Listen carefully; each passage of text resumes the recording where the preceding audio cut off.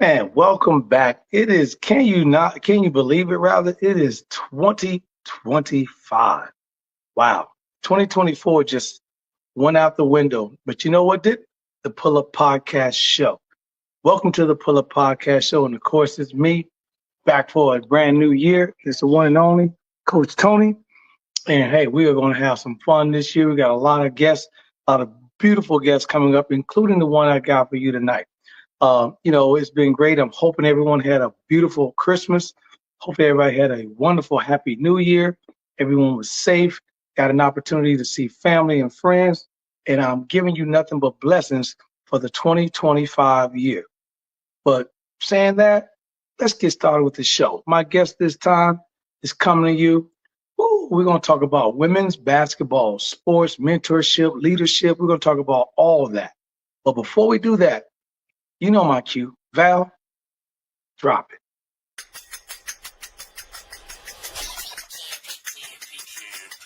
It's the Pull Up Podcast. It's the Pull Up Podcast. It's the Pull Up Podcast. Pull up, pull up. It's the Pull Up Podcast. It's the Pull Up Podcast. It's the Pull Up Podcast. Pull up, pull up. Bounce the boys and Coach Tony, you know. It's the Pull Up Podcast. Show. I said bounce the boys and Coach Tony, you know. It's the Pull Up Podcast. Show. It's the Pull Up Podcast. It's the Pull Up Podcast. Man, welcome back to the Pull Up Podcast Show, where we give you quarter by quarter of sports information. And tonight's guest is going to do exactly that.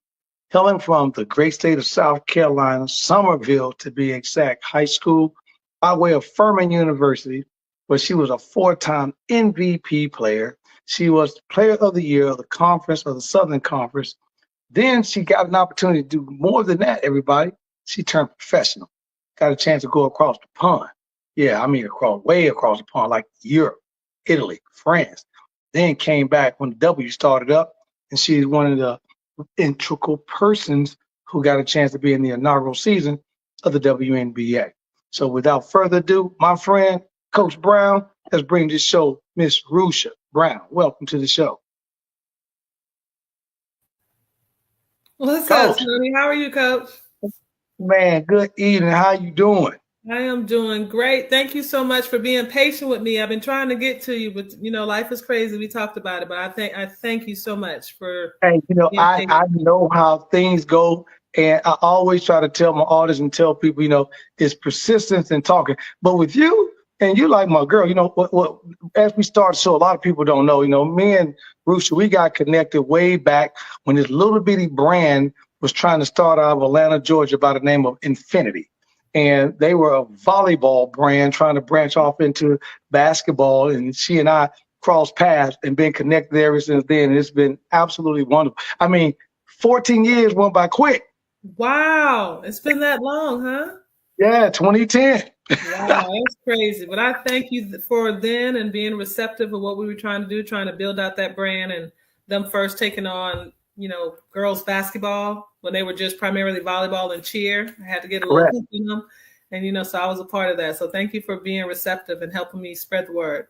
Man, let me tell you something. If it wasn't for you, I wouldn't have had an opportunity to get my girls at that time a pair of them shoes with the bows on.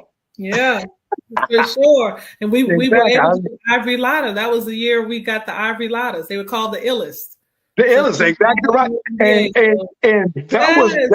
that was my cheer. We would go 1, 2, 3, the illest. I love it. No, that was that is an great. Amazing time. And I was so excited to be able to do that for my girl. That's my mentor, little sis, Ivory Lotta. Love it.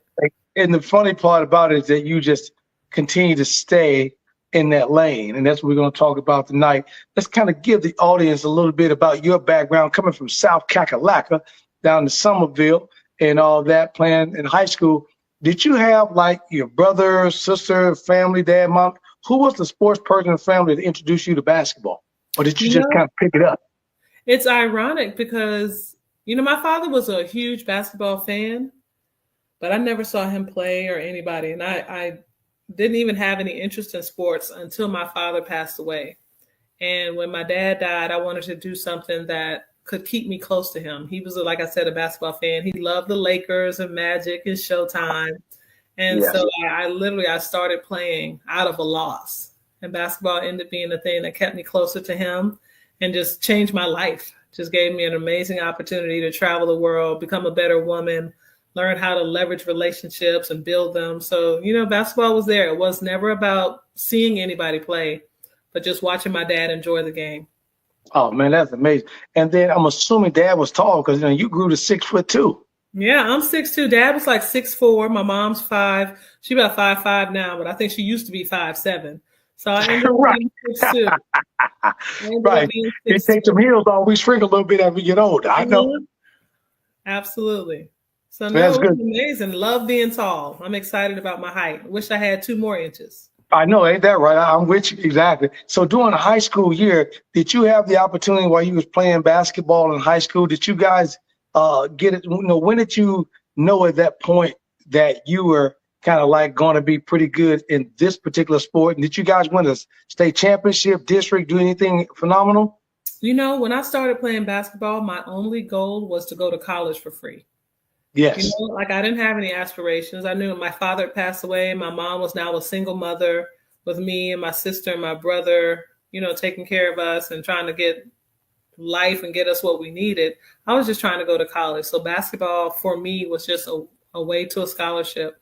I played the sports. I ended up being a number 2 recruit in the state. And, basketball taught me that I could control my own life because the more I worked, the better I got, which made me want to work even more, which helped me get even better. So that cycle I fell in love with, just understanding that I could have control of my greatness.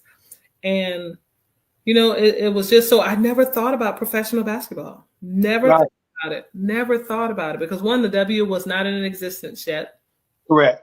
I ended up, I'd committed to the University of North Carolina at Chapel Hill, backed out and ended up going to Furman because I wanted to stay close to home. But I never watched it on TV.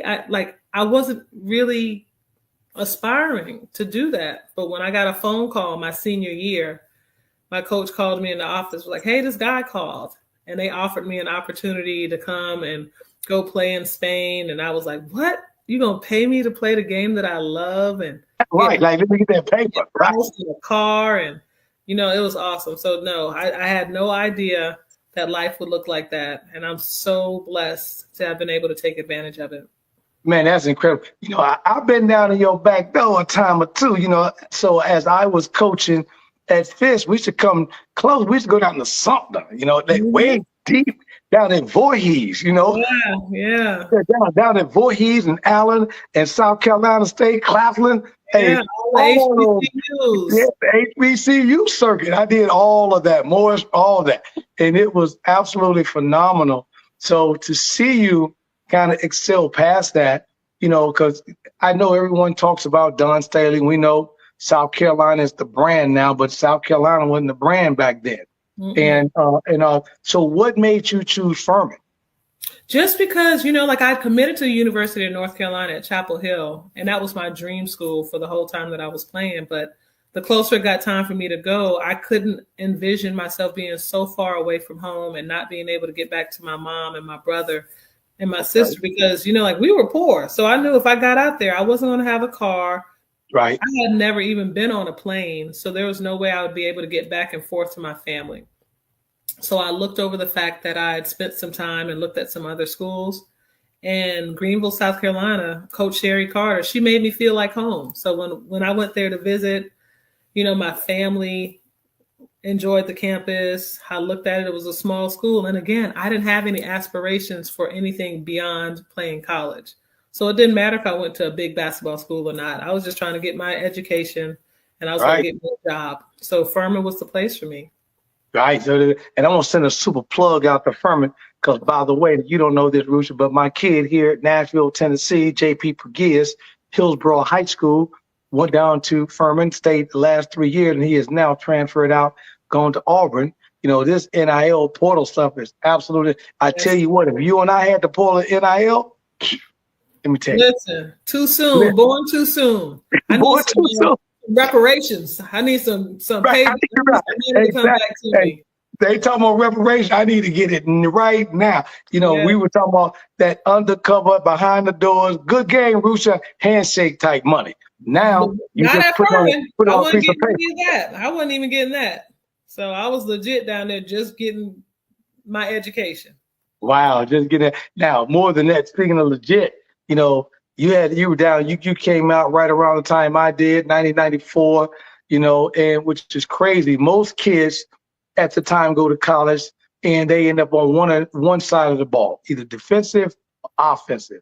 You end up going down to Furman and basically ended up on two sides of the ball. Field goal percentages, 980, leading the entire Furman that still hasn't been captured, and 193 blocks. So that means based on putting the ball in the hole, but you turn around and taking points off the boards. And then you have the opportunity. Steals now. Give me my props. I want to say 345 steals. You were playing them passing lanes. Like, hey, let me get that. Let me get that. and here's what people don't understand. If they do not understand who I'm speaking to tonight, and you are a Furman University grad, this young lady right now, over 30 years, still holds those records, and they still have not been broken. So the good thing about it is she mentioned to you North Carolina, Chapel Hill, and at that time, she'd have been 10 years on the backside of Michael Jordan coming out of Chapel Hill and decided to stay home at Furman. And I think it was a great deal because now you're in the history books and it's yet to be broken. Yeah, absolutely. And it was just, like in North Carolina, my friends, two of my really good friends, Sylvia Crawley and Charlotte Smith, I went there and I was recruited and I had a great visit, and they won a championship one year during the time that I would have been at the school. So that would have given me an opportunity to be on that team. But Furman was exactly where I was supposed to be. So I honestly believe that, and all things happen for a reason. Man, and we got some folks shouting out. Kevin Springer in the house. Shout out to Coach Tony. Shout out tonight to you, Roosh, and say, hey, thank you for being in the house. Appreciate you being on the Pull Up Podcast show. Now, this next guest I got right here, and Roosh, let me tell you something. I wish I could have got her down to your showcase yesterday. This young lady on right now, Juju. Young lady, I happened to meet on a AAU trip that I was on. In the A, by the way. Met her mom and dad on the elevator talking to her. And she has stayed in touch with me, even took a trip as they were going from South Carolina, hometown, all the way to Knoxville, but by way of Nashville, came in and worked out with me. And she had told me, she said, Coach, I just can't focus when I get to the games. And I gave her some things to do, some things that she should do in terms of what we call pre-game prep. And once you get to that mental step, don't let nobody take you out of that. And that doesn't mean 30 minutes before the game. That means when you wake up out the bed, knowing you got a game that day, getting in focus mode. So I tried, and she called me back today and told me that what I told her worked, and she had leading scorer tonight of all things, Rusha, and they won the ball game. Let's go, Juju. Good job, girl. Let's go, Juju. And she told me, and then she texted me and says, I am going to go on to play college basketball. So this is a young lady that's in your back door. I'm going to make sure that I keep her in touch with you. So as you're doing the things with you're doing with the AAU and other stuff, I'm going to make sure I connect you with her so we can get her on her way. Please do. That's awesome. And I love to hear it because so often our young people think that you just walk on the court and it's there. But correct. I shared with my daughter, and I'm still trying to train her. She's y'all killing me with these pictures. She's the cut. Oh, anyway. The asymmetric bob, baby. That was back when Salt and Pepper was in. Yeah, that one back got the cut. Now got it all. Yes, but even with my 12-year-old daughter, she plays around, and then before the game, she's messing around. I was like, nah, you got to be locked in. You got to think about what your assignment is. You got to think about envision. Visualize what it is you want to do, because once you get on the court, your body needs to be in sync with your mind. And so I'm glad you were able to give her those tools, because that's really important. It's not just about stepping on the court. You got to be ready from the time you wake up that morning. And the funny thing about that, Roosh, is what you just said is exactly what I told her. So I asked her a question the other day. I said, give me your entire routine on game day. I don't care about any of that. Just give me game day. So she said, I get up, coach, I eat some cereal, I do this and that, I lay around, I get to the school, I talk to the girls, I get on the bus and go to the game. I said, well, you messed up at 6 a.m. I said, you need to get up at 6 a.m. You got a game at 6 p.m. You need to get up at 6 a.m., get yourself going, call the coach mid-morning and ask coach, can you get in the gym and put up some shots? If you can't go put up no signs at school, then find a YMCA or find a rec center. Make mom and dad take you, go put up some shots. Then you need to find your solitude. Sometimes your solitude could be a book. Sometimes it could be country music, gospel music, rap, hip hop, whatever it is. Find your solitude. Get to that solitude. Now, when you're on your way to the gym, lock in. And don't come out that lock until the buzzer go off. Then you're good to go. Yeah. And she did it, and what happened? She put up a dub. Love it. I love that. That's such an amazing story. I'm so excited for her. Yo, it's good. Well, we're going to take a break. We're going to be back here. We got some questions on the board already. I got my girl in the house, Coach Rusha Brown. This is the one and only Coach Tony, and this is the Pull Up Podcast Show. Val, let's go pay some bills. We'll be right back to the second quarter.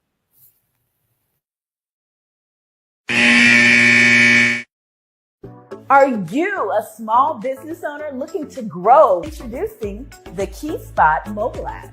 I'm Cynthia McAllister, owner of the IT company Quality SAP. Since 2016, we have been supporting small businesses and help them promote and share their businesses, services, and events across the country. Key Spot is more than just an app. We are a network providing community. Key Spot, connecting communities and supporting small businesses.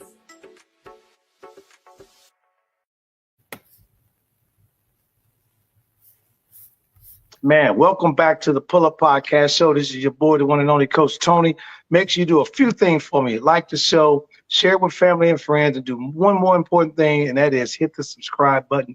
Tonight, we got my girl in the house, Coach Rusha Brown, checking in with us.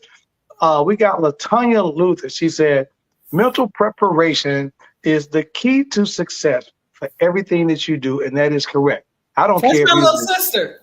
Oh, that little sister. There you go. Mm-hmm. She checking in with us tonight. So she said, what's up? So that's a good thing, you know. And it's so funny. So now you find yourself at Furman. You're doing your thing. You're getting ready to come out. You got this. And by the way, which I didn't mention to you guys, we talked about the field goals. We talked about the blocks. We talked about the steals. But what I didn't tell you, she also dropped 2,170 points in the career that still stands today. So, I mean, my girl's putting in work. So now you come out, the WNBA is not there just yet. And you got to class 94 and you get that phone call to head over to Europe. How was that? You know, I was so overwhelmed because I had been looking for jobs, thinking about what I would do after I left. And it was the spring of 94. And my coach was like, hey, somebody called up here. Be up here like 2:30. He's going to call back. And it was an agent talking about an opportunity to go over to Spain and play. And as he talked about it, like my first job in Europe was in the Canary Islands, which is a Spanish province, but off the coast of Africa. Beautiful island, amazing people, great food. And I got paid to go on vacation and play the game that I loved. Like I could not believe that was my life, traveling all over the world. Like loving basketball, right? It was exactly like loving basketball. It's so funny, that movie, 2 of the teams she played on are real teams, and I played on both of them. So that was my loving basketball minus the husband. I didn't get that part. So that was fun. And so you're over there playing Spain, and then you end up playing there. And then how did you end up to get to France and get over to Italy? So your contracts internationally are year to year. So I played that first year in the Canary Islands. Then I went to Salamanca the following year, and a team, because we played and I was in the top league, we would play in the Euro League. So that meant you played against the other top teams in other countries. And so when I played in Spain and Salamanca, we played in the Ronchetti Cup, played against some French teams. So I bust their heads and they was like, okay, we want to sign her. So then they brought me on. So I ended up going to Aix-en-Provence. And then that was the year the WNBA was starting up after that year of Aix-en-Provence. So it was always a year to year. And all the teams that I played for were people that I beat the year before. So everybody signed me. They like, let me get her. She killed us. Let me bring her over here. So she ain't gonna kill me the second time. I'm gonna make sure she override with us this time. That's exactly how it went. So it was a great opportunity. You get an opportunity to learn not only one, not only two, but besides English, you get a chance to learn 3 languages. Yes, absolutely, Tony. You did your research. So I learned. And a funny story about my Spanish, because I spoke Spanish before I went overseas. I'm a Southern girl, but I was born in the Bronx. And growing up, In Brooklyn in the house. my babysitters were Puerto Ricans, so I spoke better Spanish than I did English. And my mom Wow. had to take me away from them because she couldn't understand me. So Spanish was always in me. So when we started in school, I would just automatically take Spanish because it was easy. And then when I got over there, I already knew the language. So Italian, picking up Italian and French, were a lot easier because I already had the verbiage from Spanish. That's amazing. Those, 125th and 5th here for mom get me back to Chicago. So get it, and you up in Spanish Harlem. So you know how that go, right? So, there you go. And man, you way back in the day. So that was that real, by the way, for those that don't know, that was that real hip hop. LL Cool J, Apollo Theater, all that going down, And of course, Chicago, as you see what I'm doing right now, represents Southside, always in the house. So it was so funny because looking at your background, looking at you getting the opportunity, you go to a mid-major program and all these kids nowadays think that you got to be at, South Carolina, at University of Duke or anything of that nature. Right now, the way women's basketball and women's soccer, thanks to Dennis Rodman's daughter, is exploding, you don't need to do that at all. You just need to be in the moment, play, and you need to work on your game and show them who you are. When you were over in Europe playing, how many of those players you played against, Rusha, that actually got an opportunity to come back when the original WNBA draft jumped off in 97?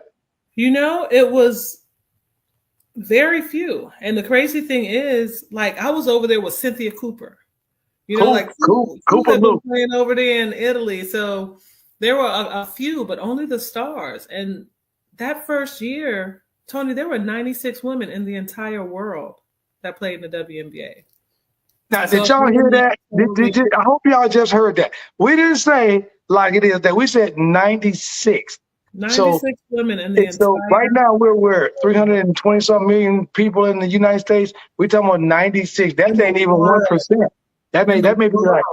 Oh, we're talking about in the world. So in the world, not just in the States, because it's open to international, and there were more international players at the beginning of the league than there are now due to conflicts and schedule. But 96, and a friend pointed out to me the other day, he was like, "You're one of 96. You need to make 96. Sure you highlight that." Yeah. Hey, let me tell you something. I got a chance to talk to your girl on here about a month ago. Danielle Vigilone was part of that first draft coming in Seattle. And she talked about you and talked about everything. That is completely amazing. And Cooper Loop right there. Cooper's like what I tell people. Cooper's like Baby Jordan. She was like Jordan in the women's version. She was amazing. And I played against her internationally first. And so it's so funny because she was like on the downside of her career. Imagine had she been able to play in the W when she was at her peak. She was unstoppable. She won like the first 3 MVPs or something crazy. Yes. Yes, and they won they did like the Bulls. They won like 3 rings. Yes, amazing. I think it was 4. Was it 3 or 4? I think it's 3 or 4 that they won in a row.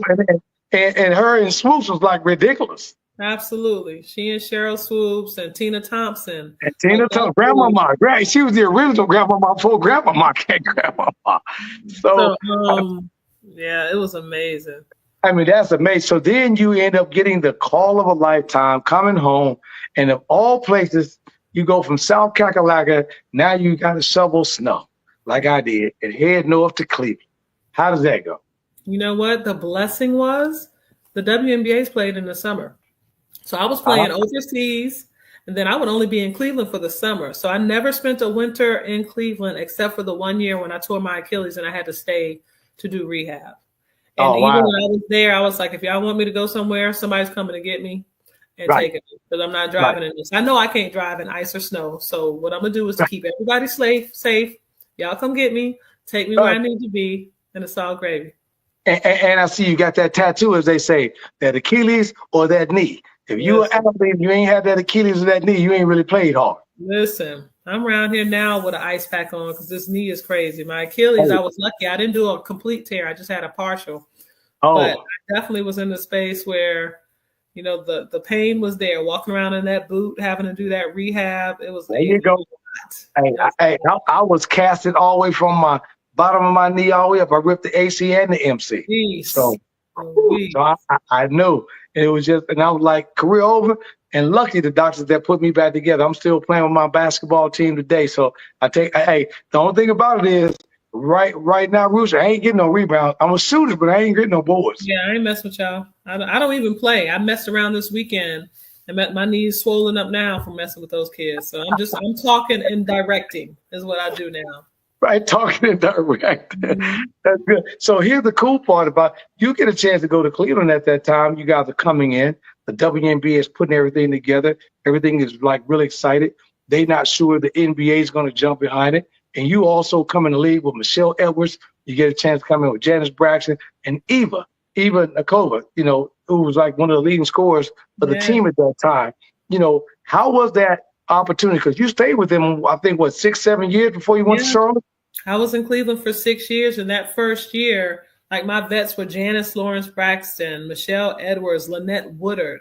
And, we were just all excited to be there and make Cleveland home. But we were having this supernatural experience because it was the first time. Everybody's all excited. And we were just really figuring it out as we went. So just the opportunity to grow and develop and do something once in a lifetime with these women was crazy. Even Nimkova and I had played against each other overseas. So for us to be able to come to the States and be on the same team and play together, I knew her style of play because I had to defend her a lot. So when we were playing together, I knew how to set her up for her shots.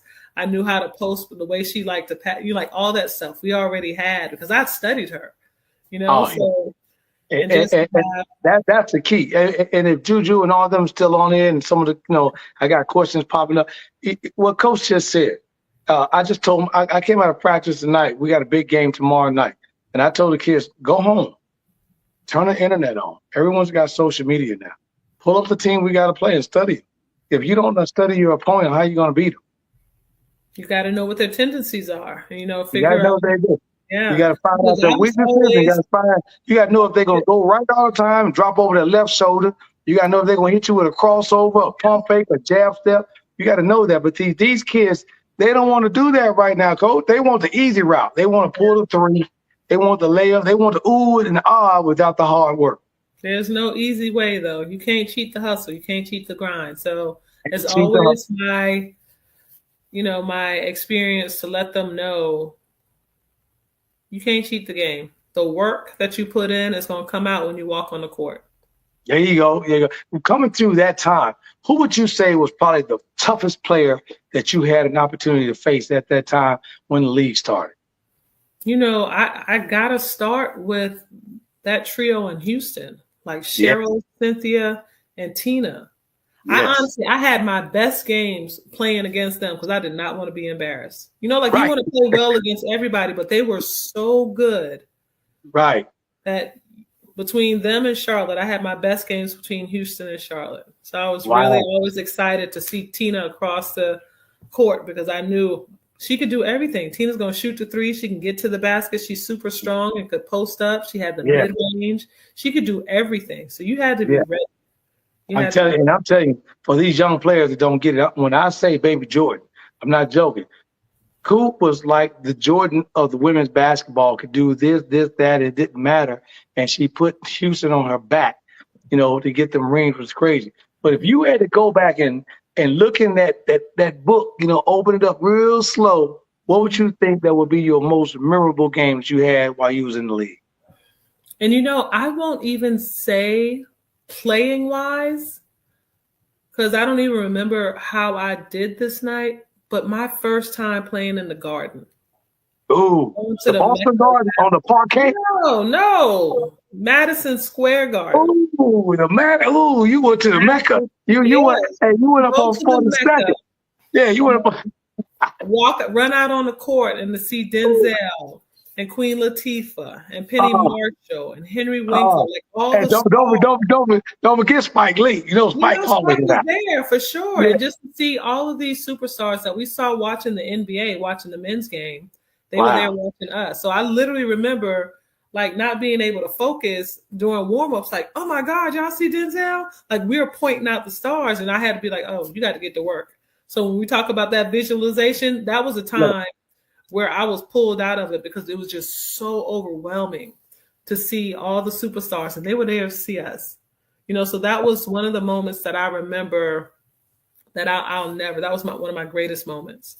That is funny. I don't know if you heard about this. So there was a joke going around that last year, Patrick Ewing showed up at a game, and he was dressed in street clothes, and a little Asian kid was at the gate, and the Asian kid asked him for his ID, and Patrick pointed up at the rafters and said, right there on my Absolutely. Hey, a lot of these kids don't know their history.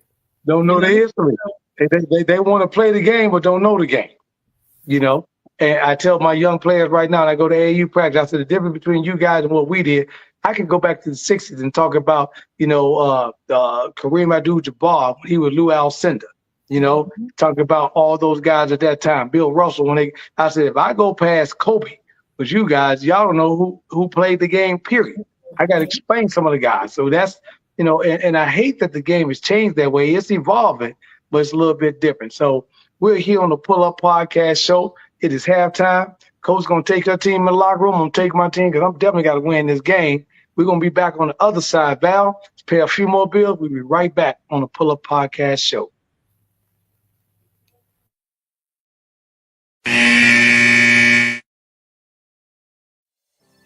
I've always thought about how my mom has supported me in any creative endeavor. How beautiful was it for your mom to be the superhero in your life and show up in your creative ventures with this book? People ask her to sign the book more than they ask me to sign the book. Sometimes I step to the side, I take their picture.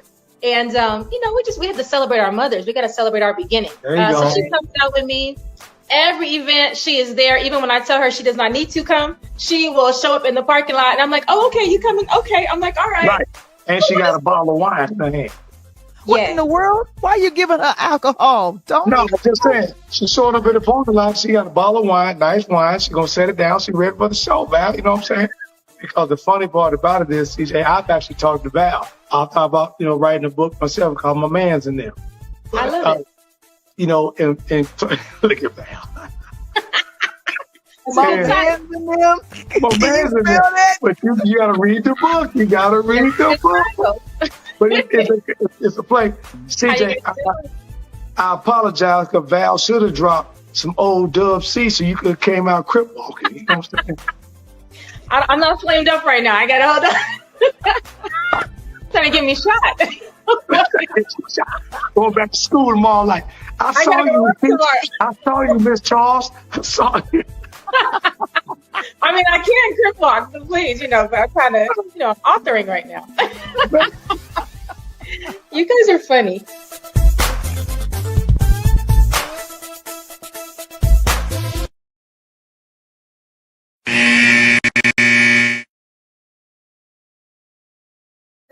And as we come out this locker room for the halftime show coming in the second half, welcome back with Coach Tony on the Pull Up Podcast show with my guest, Rusha Brown. Man, I love that commercial. You need to meet CJ. For your girls, she is hilarious. She is a young lady on the other side, Rusha, that has launched a African-American mini-series book with a black dog. Oh, wow. To talk about, she teaches education through a mini book series, and the books is 29, 30 pages. It is awesome. I need to get it to you so in your program you present it because she is awesome. And I love that commercial, but she stays close with us and does a lot of good things. So it's phenomenal. So I'll make sure I do that. Gotcha. When we sit up, we talk a little bit about, we always talk about the players and let them know the B game, C game, whatever it is, because the A game, the ball is going to stop bouncing. Absolutely. So after the ball stopped bouncing for you, let's talk a little bit about, the community initiatives that you came back home and got into. Especially one of them is the PAL League that you got. So talk a little bit about that. So, when I retired, I didn't really know what I wanted to do. But since I had spent 10 years of my life away from my family and friends, I vowed that I would only do the things that I loved. And so that meant I would work with kids and, empower young girls and train basketball, just doing all those things. I just had to figure out how to monetize it. But here about, I started my relationship with PAL probably 10 years ago, but just 3 years ago, I was able to build a partnership with them where they could support one of my programs. So I do a lot of work in the community with young girls, supporting and building them leadership development and character empowerment through sport. That's so funny, that picture of Asia. I know, right? It's like basketball teaches you so much. And I just want these young ladies to understand that you play this game, but what you'll learn is that level of discipline, you use it in the boardroom. Right. That business acumen, coming to work and doing what you're supposed to do, that's going to take you far once you leave the court. So it's really important for them to take these things seriously.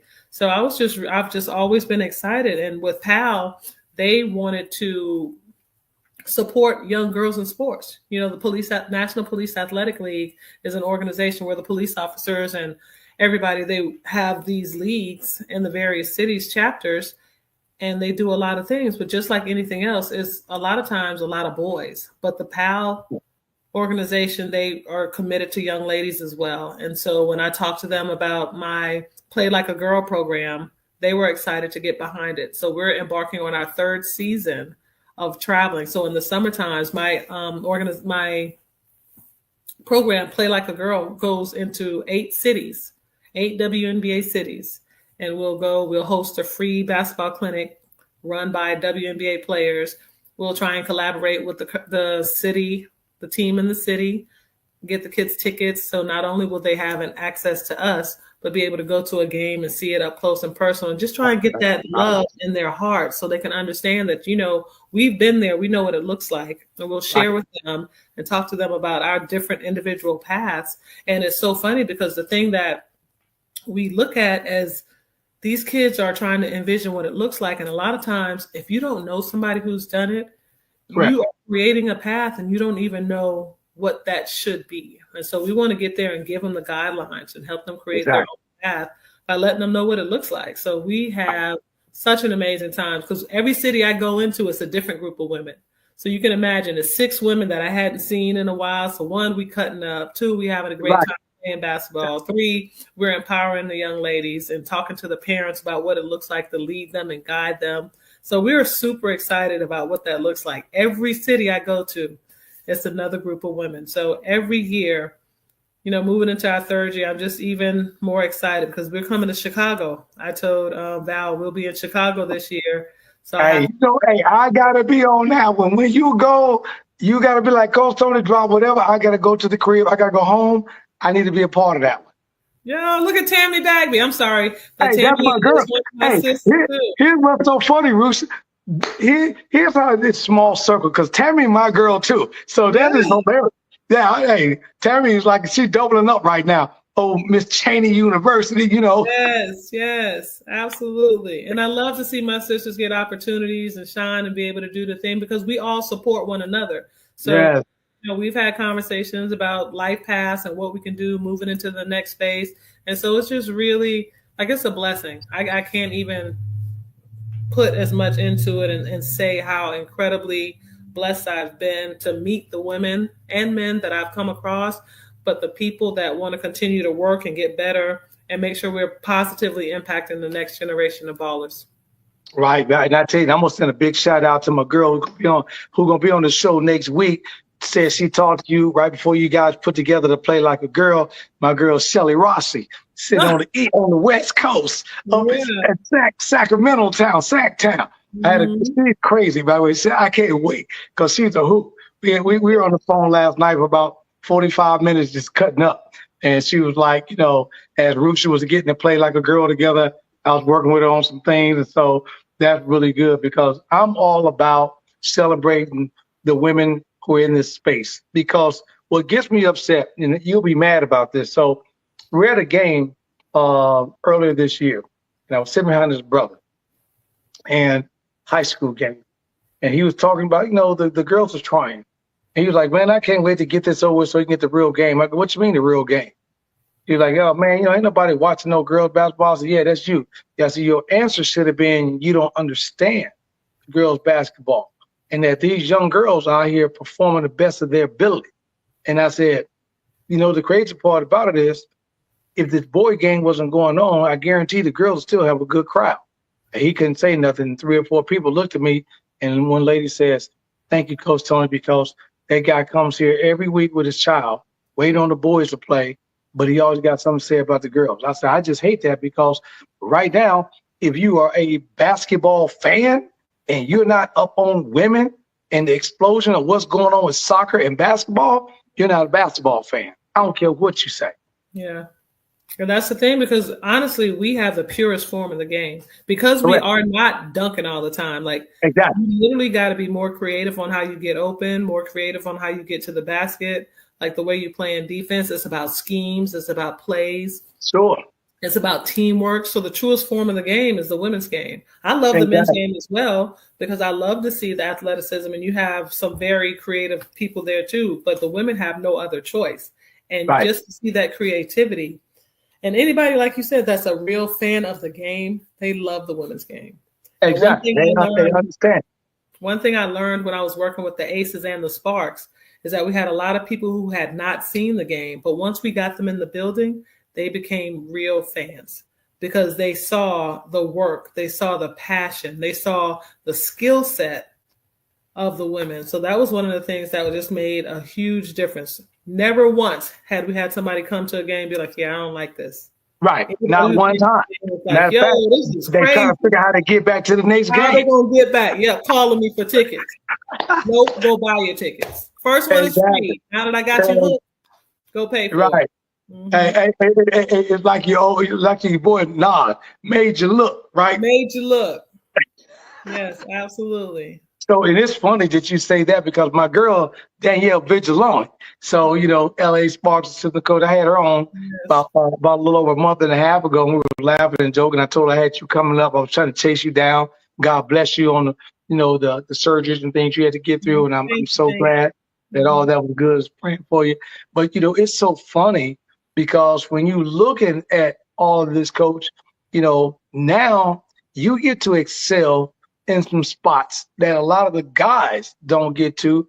And now you get an opportunity to help out on the director side of the National Basketball Players Retirement Association.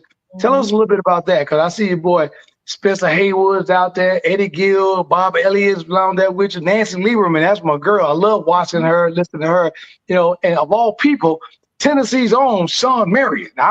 You better tell Sean he better call me, because I got to get him on here. Because I got people from Tennessee. That's crazy. Yeah, he's from Clarksville, like 40 minutes from Nashville.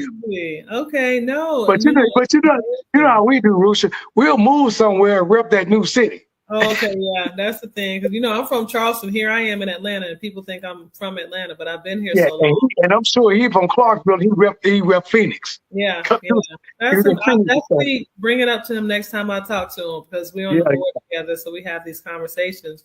But it's a blessing to be a part of that as well, because the women of the WNBA haven't always had a space for the women to be supported in retirement and transition. And so initially, and I'll share this story. Initially, I was playing in a celebrity game in Texas with like Teaspoon, Kim Hampton, Lynette Woodard. We were all there, and it was a number of other women. And there was one of our sisters who, through conversation, we found out was homeless. She was literally bouncing from family members' couch to somebody else's house. And now this young lady had played in the league about 7 to 8 years. She was a 2-3-time WNBA All-Star. She played internationally, but people knew her to have like mental issues, but nobody ever, got her to what she needed to be. And then when she transitioned, she didn't have that support.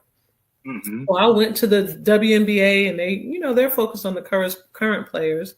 So then I went to the Retired Players Association and be like, hey, what can we do? Because the women should have the same access, since, the WNBA is under the NBA. It was my thought that maybe the retired players could get the same access. But at that time, the board was not willing to allow the women to be a part of it. So I started my own organization, the Women's Professional Basketball Alumni Association. And I just used relationships and found sponsors to help assist the women in their transition to find jobs and higher education and financial literacy opportunities and mental wellness, and just to support us. But I kept knocking on that door. And so now it's like a full circle moment that now I'm on that board for the NBRPA, being able to have a seat at the table and make the changes and be able to allow the women to have access to some of these benefits. And this, this board that we're on now, like a completely different mindset. They understand the value of the women and how we bring so much to the table and the willingness to support us. So it's really amazing to be in that position now. Man, that is absolutely awesome. I mean, if you guys can hear the nuggets and the fire and throwing the spear she's dropping, you ain't listening to this show. We're going to take our last break of the night. We got to pay some bills. Val, get these bill collectors out my pocket, please. So we're going to take our last break. We're going to be right back here on the Pull Up Podcast Show with your guy, Coach Tony, and my guest, Coach Rusha Brown. We're right back. 2 seconds.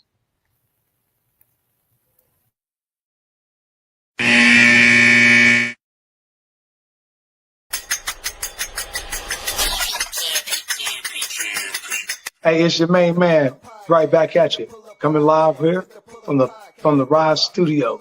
And it's your guy talking about what? Pull Up Podcast Show. What is the Pull Up Podcast Show? It's a brand new podcast hitting your airways nationwide, talking everything on sports, from baseball, basketball, hockey, and then I tell you, we're going to have a lot of fun. So make sure, if you want your questions answered, you want to have fun talking a lot of sports, make sure you pull up on me, because it's the Pull Up Podcast Show. It's the Pull Up Podcast. It's the Pull Up Podcast. It's the Pull Up Podcast. Pull up, pull up. Also, for those that want to learn a little bit more about this right here, oh yeah, that right there, that's the Rise, NIL, talking name, image, and likeness. Those having opportunities, getting paid, you want to tune in to it. Sports show, let's go. It's the Pull Up Podcast show. It's the Pull Up Podcast. It's the Pull Up Podcast. It's the Pull Up Podcast. Pull up. It's the Pull Up Podcast. It's the Pull Up Podcast. It's the Pull Up Podcast. Pull up.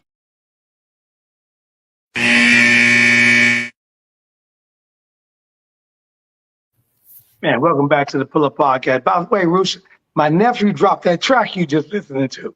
Oh, really? I love that. Keep it in the family. Encourage them. Them. And he right up the street from you in Douglasville.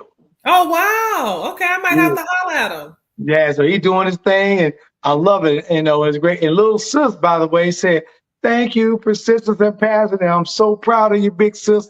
I love it when she checking in. But I got a question on the floor. My assistant coach who helps me with my AAU team, we're going to get to yours in a second.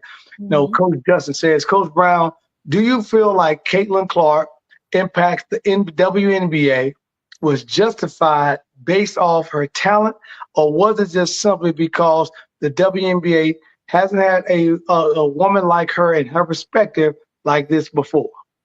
You know what, Justin? I think Caitlin Clark was the perfect storm. Caitlin is extremely talented. I said that. Caitlin came at a time where social media, as well as, the TV pushing the games out, was at its peak. Caitlin Clark came and she did an amazing job. And I don't ever want to discredit her. But Kelsey Plum was Caitlin Clark first. Then you had Sabrina Ionescu. You had these women that were doing it, but it just was not the media coverage the way that Caitlin got it. And she happened to be, and then I think so many different pieces, like the whole thing with her and Angel Reese going back and forth. America loves a good guy, bad guy scenario. They love that friction between the two, just that whole thing that played out between them. So she was a perfect storm. Her talent for sure. But absolutely all the other pieces made it must-watch TV. Everybody wanted to see what was happening. That girl can shoot. You got to guard her when she come out the locker room. Exactly. Steph Curry style. Yes. And so it was funny to see how people would prepare for her, like what they would do. And she's so smart and such a great passer that even if she's not getting it, she's going to drop it off to somebody. All they had to do was finish. So it would be amazing to play with her because she sees things unfold and she can drop it off to you, anticipating what the defense is going to do. So she's fun to watch. She's much CTV. And that person that you're saying is Aaliyah Boston. Because before she gets there, Aaliyah Boston is not doing what Aaliyah Boston is doing, right? We know that. And Aaliyah Boston will get frustrated because we're now possibly talking about trading. And now we're talking about Indiana's going to be in the mix this year because now Caitlin's got knocked around. She understands what the league was trying to do to her. You know, your girl, Shelly Ross, Shelly says, it's so nice to see you. She said, what's the one thing you believe that would be, she said, what's the one thing that you would love to see that the WNBA would like to change? One thing I would like to see change in the WNBA. I think we're definitely doing some amazing things. I honestly believe that because of the world that we live in, there's so many sexes and races and people. I want the game to just be the game. And for people not to say, well, women do this or Black women do this or white women, just let it be about the game. You know, like we love the game, we play the game, and there's so many negative things that come out. Nobody cares about your sexuality. Who cares? Play the game. And I would love to see that happen. I know that's not something that we could change as a league. It's more so about the mindset of the people that are watching. But it's important for people to just pay homage to the women who've built the league, the women who are playing the league, and laying the groundwork for the young ladies that are coming behind us. Yeah, I mean, and you couldn't have said it better. For those that listen to Coach Justin Allen is my assistant coach on AAU. I'm constantly talking, constantly teaching him on the young side. Crucial as we grew up, as we played, we didn't have the social media. We physically had to write a letter to get a coach to look at us. I'm in Chicago, New York at the time, coming through Alabama where my family was at. And, you know, you want the coach to come see you. Hopefully you got that letter, right? Hopefully the gatekeeper, the administrator passed the letter to the coach. And hopefully he wasn't busy that weekend and traveling someplace else. He could come see you. So to see the WNBA do what it did right now, and as Sally was just asking, it's amazing because a lot of people don't understand on this, Rusha. Caitlin Clark is a Steph Curry protege. Steph was flying her from Iowa out to train. And you look at this girl's handles. She's not only a shooter, but she put up a couple triple dubs this year. Yes, she does it all.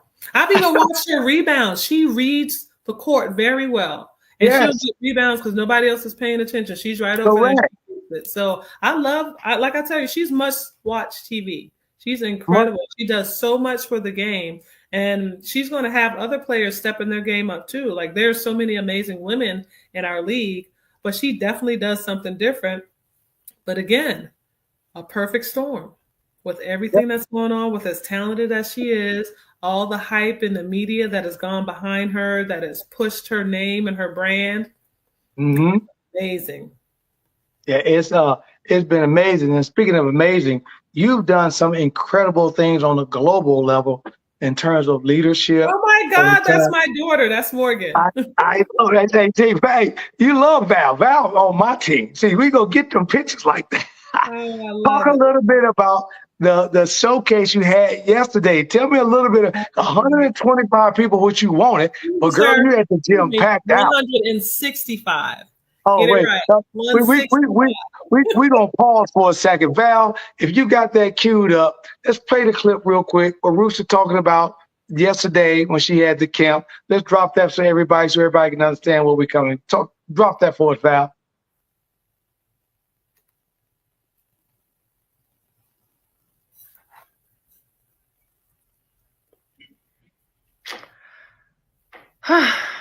I am just sitting down and recapping my day. So 3 years ago, I embarked on a partnership with the National Police Athletic League to encourage young ladies to play basketball naturally, since I played in the WNBA and have a great alliance of young ladies and women that I've played with and against over the years. And but no, hopefully, I mean, I was so, even as I watched that, I'm just so appreciative of the opportunity and the resources that I get to leverage to help young girls figure out their love for the game if they have it. And so I hosted a Play Like a Girl with the Henry County Police Athletic League. And we had 165 young ladies, ages 7. We had a 6-year-old sneak in, 6 to 18. Oh, pull up. Hey, And I was trying to pull over my granddaughter. You know, if the weather wasn't bad, I mean, I'm telling you, I was on the road because, hey, I got my grandbaby's 7 years old. I already got it going already. No, I love being in a space where I can help young ladies see what this game can do for them. And so often you hear the horror stories where the game has used the players, and I'm trying to teach them how to use the game to get your education, There you go. help you learn how to network, to figure out ways to better your life and be in a situation where you can play at the next level, or even have those traits that'll help you be great in the boardroom. So it's all about learning, growing, developing, and doing amazing things. This game is, I'm so thankful that basketball came into my life. And that's, you know, you and I are from the old cloth. And the old cloth used to say, you give to the game gives back. Absolutely. You know, and that's what the hard work you're talking about. So as you're talking globally in leadership, and you're going around speaking, what's your message? You know, my message is always about the passion principles, how to be the exception and not the rule. And I just share with the young ladies and men, whoever I come across, just letting them know that you have these traits that will help you be successful in any situation. And so for me, passion is an acronym. Your P is your perseverance, understanding that times get hard, but you got to figure out how to push through. No matter what the obstacle, the challenge, or the setback, you got to get back on track. Your A is your attitude. You got to figure out when you walk into a room, whether it's verbally or physically, people see you and judge you. So how do you carry yourself in a way that you want to invite people to you? Don't be the mean girl. Don't be the guy with the attitude. Don't be the arrogant. Be somebody who wants to serve and work. And people will want to serve and work with you too. So your S is sacrifice, knowing the difference between what I want to do and what I need to do. So often when we have a vision for ourselves, we come across opportunities, and you got to figure out what's best. Making those decisions. Is it going to pull me closer to what I say I want or further away? That's what your sacrifice is, giving up something in order to get something else. So then we have setting goals, making that list, short term, long term, and checking the list and moving forward. So you got to do it so you can know what you're working towards. Your I is your inner strength. I'm going to believe in me even when nobody else does. Picking up a ball in the 10th grade, trying out for the WNBA because I didn't get drafted. Nobody believed that I could do those things, but I never doubted. That way my confidence came from the work that I did.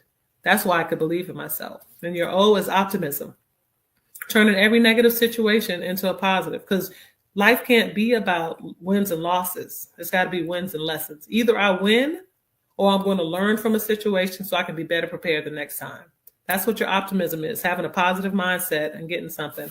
And that last letter N is never giving up. The only time you fail is when you quit. And I just encourage these kids all the time. I don't care if you miss 60 shots. 61 is going down. That's got to be the mindset. You got to have that mindset. So always keep pushing.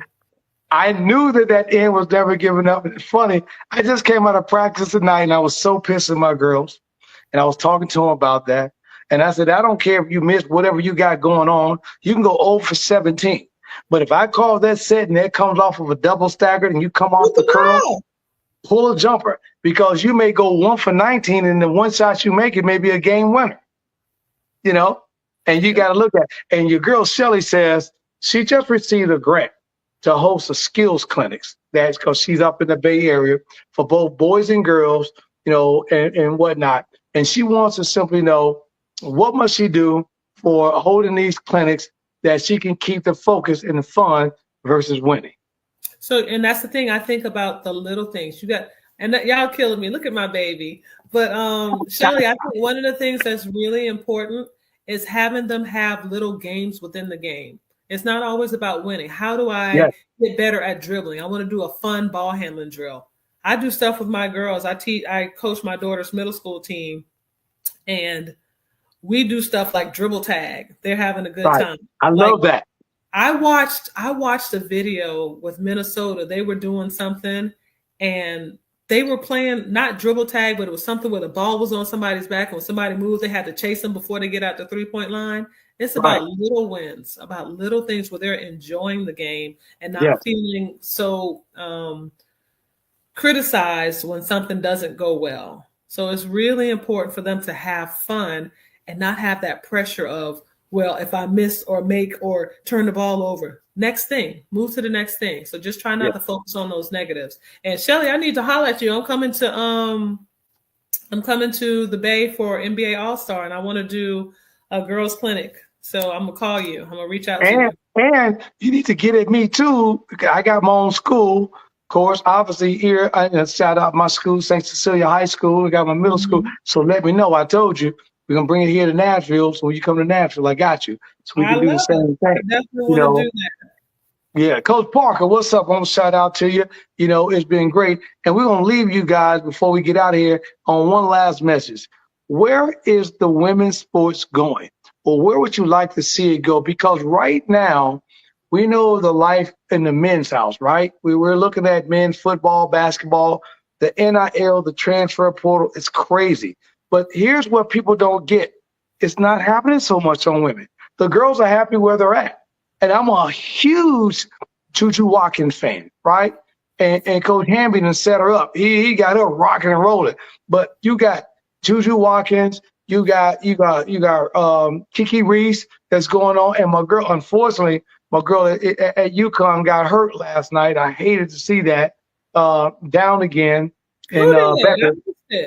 Yeah, Paige Becker got hurt. Yeah, she hurt that knee again. She went for a loose ball. And the girl rolled on that knee. She just had surgery, so she's out again. Man, I hope it's not serious. Yeah, I hope it's not serious either, because this class is really doing some big things. So when you're looking at women's sports, you know, the two questions I got you at the fork in the road. To the left, what do you think is going? And to the right, where do you see women's basketball over the next few years? I think the trajectory is straight up. You know, like there's so much going on. We have all the corporations willing to invest the money. The WNBA is doing a great job of getting sponsors. This NIL, granted, is not as crazy as the men, but people see the value in women's sports. You can look at the arenas and see how many people are in the stands. Like people want to watch it. So now sponsors like, hey, I got to get my product in front of all these people. So that is really important. The second question, where do I think it's going? The same thing is going up. I think we'll look at the space where the women's salaries are going to continue to go up. As far as the WNBA, we're in the middle of the CBA negotiations, trying to get a greater percentage of that money, our revenue earning, trying to increase the shares.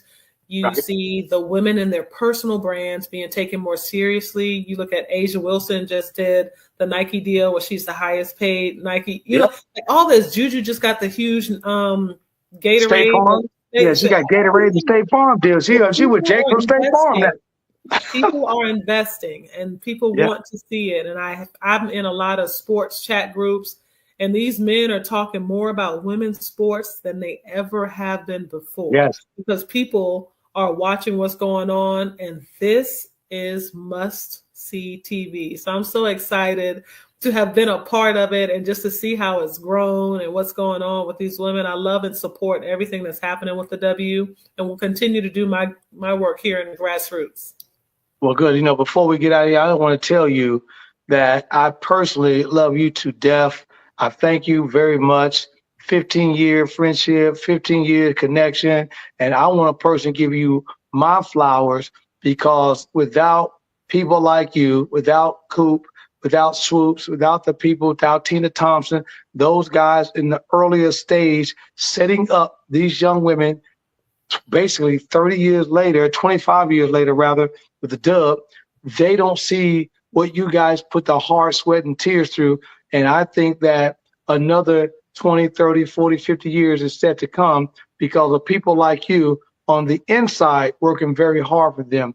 If you had any last words to give these young girls, young women who are looking up to you, like my girl Juju, who is in middle school and watching the show tonight, what is the last word and what can you give these girls in terms of hope and dream? You know, Tony, when the WNBA started, there were a lot of top coaches that were not interested in coaching because they didn't think the league would last. And here we are almost 30 years later. 30 years later, we're still here, we're growing, we're thriving, and people love it. So my last words would be to make sure that you believe in you and it doesn't matter what everybody else says. Your confidence comes from your work. Do the work. Do the work. Man, I may get that print on the back of my shirt. Do the work. That may be my tomorrow night. I got a big game, and I think my breakout gonna be 1, 2, 3. Do the work. You know what I'm saying?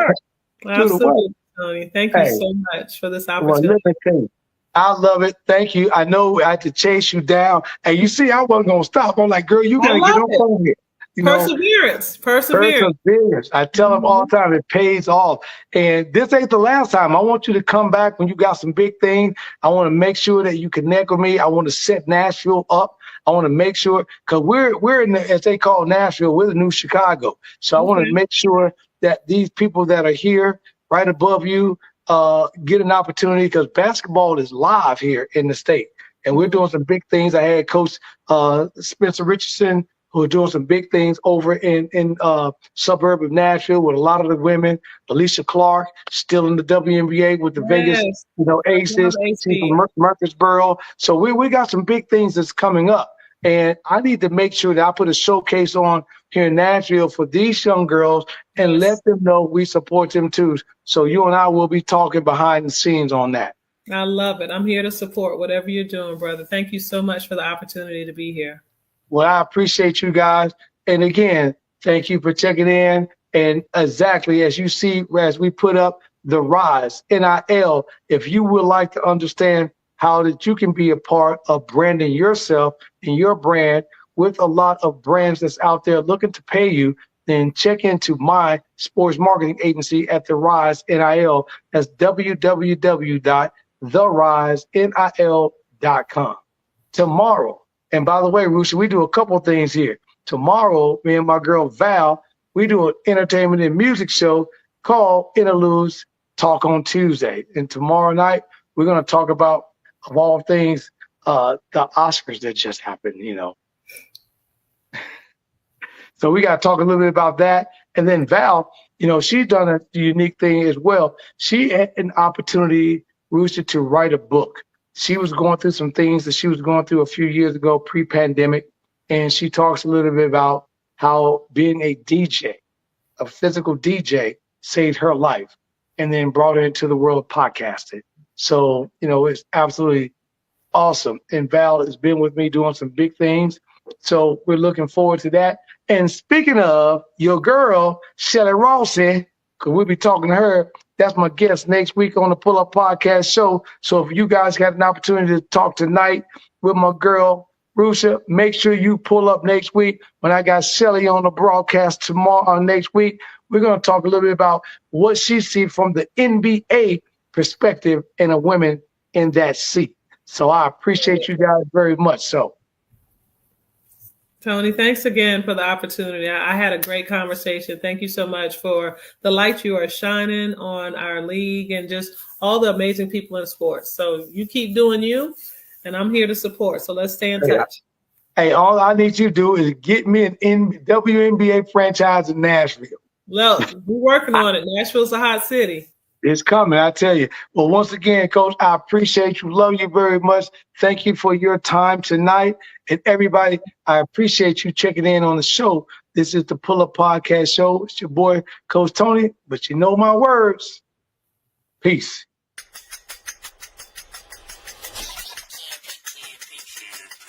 It's the Pull Up Podcast. It's the Pull Up Podcast. It's the Pull Up Podcast. Pull up, pull up. It's the Pull Up Podcast. It's the Pull Up Podcast. It's the Pull Up Podcast. Pull up, pull up. Bounce the voice and Coach Tony, it's the Pull Up Podcast. So, I said bounce the voice and Coach Tony, it's the Pull Up Podcast. So, it's the Pull Up Podcast. It's the